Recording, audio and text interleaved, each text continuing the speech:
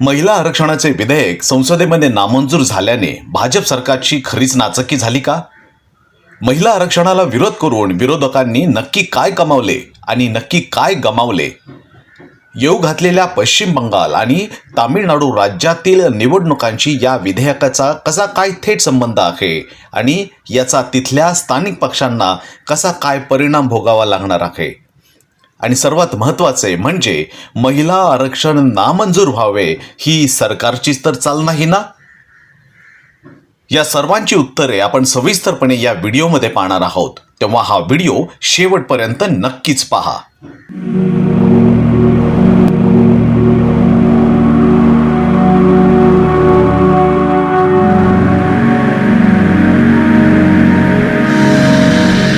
नमस्कार, समता न्यूजमध्ये आपले स्वागत. महिला आरक्षण संसदेमध्ये नामंजूर झाले आणि यावर गदारोळ उठून सरकार आणि विरोधक एकमेकांवर आरोप करू लागले आहेत. महिला आरक्षणाला विरोधकांनी नक्की का विरोध केला? नक्की असे काय घडले की महिला आरक्षणाला पाठिंबा दर्शवणाऱ्यांनीच या आरक्षणाच्या विरोधात भूमिका घेतली? यासाठी आपल्याला सविस्तरपणे या विधेयकाची खरी बाजू समजून घ्यायला हवी. तर पुन्हा एकदा भाजपने आपल्या रणनीतीद्वारे दाखवून दिले की तेच राजकारणाच्या बुद्धिबळातील खरे ग्रँड मास्टर आहेत. कारण महिला आरक्षण हे फक्त एकच स्वतंत्र विधेयक नव्हते, तर 3 विधेयक मिळून एकच विधेयक बनवले गेले होते. ज्यामध्ये पहिले केंद्रशासित प्रदेशातील कायदा दुरुस्ती विधेयक, थोडक्यात घटनेतील बदलाची तरतूद. दुसरे मतदारसंघ फेररचना विधेयक आणि तिसरे म्हणजेच महिला आरक्षण. अशा 3 विधेयकांचे मिळून एकच विधेयक बनवण्यात आले होते, जेणेकरून विरोधक या विधेयकाला 100% विरोध हा करतीलच. यातील प्रमुख विधेयक म्हणजे केंद्रशासित प्रदेशातील कायदा दुरुस्ती विधेयक, थोडक्यात घटनेतील बदलाची तरतूद. विरोधक पूर्वीपासूनच भाजपा सरकार घटनेत बदल करू इच्छित आहेत आणि त्यासाठी ते तशी तरतूद देखील करीत आहेत. या भूमिकेतूनच त्यांनी काही राज्यांच्या विधानसभेच्या निवडणुका जिंकलेल्या होत्या, ज्यामध्ये काँग्रेसने जिंकलेल्या तेलंगणा राज्याचा प्रमुख समावेश होतो. तर मग अशा वेळी विरोधक या केंद्रशासित प्रदेशातील कायदा दुरुस्ती विधेयकाला, ज्यामध्ये घटनेतील बदलांचा अधिकार प्राप्त होतो आणि भविष्यात याच विधेयकाचा संदर्भ घेऊन अनेक घटना बदलांचे विधेयक मंजूर करून घेतले जाऊ शकतात, त्याचमुळे याला विरोधकांनी विरोध करणे साहजिकच होते. त्याचबरोबर दुसरे विधेयक म्हणजे मतदारसंघ फेररचना विधेयक, ज्याद्वारे दक्षिणेतील राज्यांच्या सभासदांची संसदेमधील संख्या ही भविष्यात लक्षणीयरित्या कमी होणार होती आणि त्याचा थेट फटका येऊ घातलेल्या तामिळनाडू निवडणुकीमध्ये स्थानिक पक्षांना बसणार आहे. तेव्हा या विधेयकाला विरोध होणे हे तर साहजिकच होते.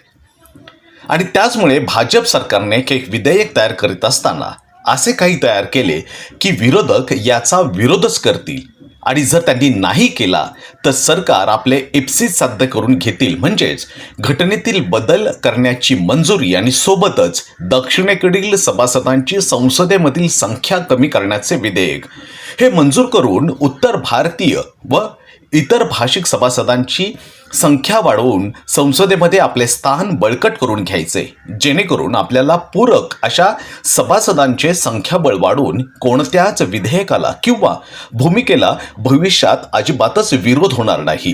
कारण त्या विशिष्ट राज्याच्या हिताची भूमिका मांडणारे सभासदच संसदेमध्ये नसतील किंवा जरी असले तरीही त्यांचे संख्याबळ अगदीच कमी असेल तर विरोध हा होणारच नाही. या 2 अत्यंत महत्त्वाच्या विधेयकासोबतच तिसरे विधेयक ते म्हणजे महिला आरक्षणाचे विधेयक, असे मिळून एकच विधेयक बनवले गेले. जर भाजपा सरकारला खरेच महिला आरक्षण मंजूर करून घ्यायचे होते तर ते स्वतंत्र विधेयक म्हणून सादर करायला पाहिजे होते, ज्याला विरोधकांनी देखील विरोध केला नसता. पण भाजपा सरकारने तसे केले नाही का? उत्तर सोपे आहे आणि ते म्हणजे भाजपा सरकारला हे नक्की माहिती होते की विरोधक या 3 विधेयकांचे मिळून बनवलेल्या या एका विधेयकाला नक्कीच विरोध करतील आणि भाजपा सरकारचा जो डाव आहे तो नक्कीच यशस्वी होईल आणि विधेयक नामंजूर झाल्यावर विरोधक हे महिला आरक्षणाला विरोध करीत आहेत असा प्रचार येऊ घातलेल्या पश्चिम बंगाल आणि तामिळनाडू राज्यातील निवडणुकांमध्ये महत्त्वाचा आणि कळीचा मुद्दा म्हणून विरोधकांच्या विरोधात प्रचार करताना अत्यंत ताकदीने वापरू शकतील.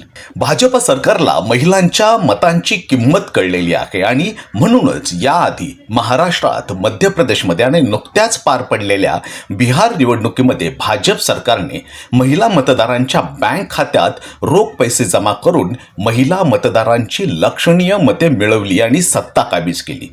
जर तीच रणनीती येऊ घातलेल्या पश्चिम बंगाल आणि तामिळनाडूच्या निवडणुकीमध्ये पुन्हा वापरली तर विरोधकांच्या हाती आयतेच घबाड लागेल. कारण लढाई जिंकण्यासाठी कोणतीही रणनीती ही एकदा, दोनदा, फार तर तिसऱ्यांदा यशस्वी होईल, परंतु ती चौथ्यांदा देखील यशस्वी होईलच याची कोणतीच शाश्वती नसते.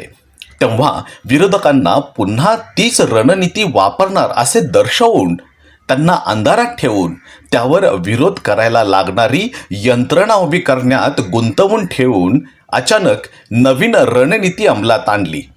विरोधकांची चारही बाजूने कोंडी करण्यासाठी आपली सर्व यंत्रणा जी आधीच तयार करून ठेवलेली होती तिच्याद्वारे पुन्हा लक्षणीयरित्या हल्ला करून विरोधक कसे महिलांच्या विरोधात आहेत याचा जोरदार प्रचार करून महिलांची मते मिळवण्याची भाजप सरकारने विलक्षण धक्का देणारी खेळलेली ही एक चाल आहे.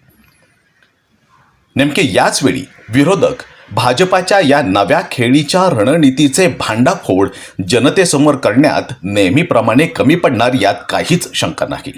याचाच अर्थ शेवटच्या चेंडूमध्ये भाजपा सरकारने उत्तुंग षटकार मारून आणि त्याचवेळी विरोधकांना क्लीन बोल्ड करून सामना आपल्या खिशात घातलेला आहे. खत्म. Bye bye, tata, goodbye, गया. आणि पुन्हा एकदा आपणच राजकारणातील खरे चाणक्य आहोत हे सिद्ध केलेले आहे.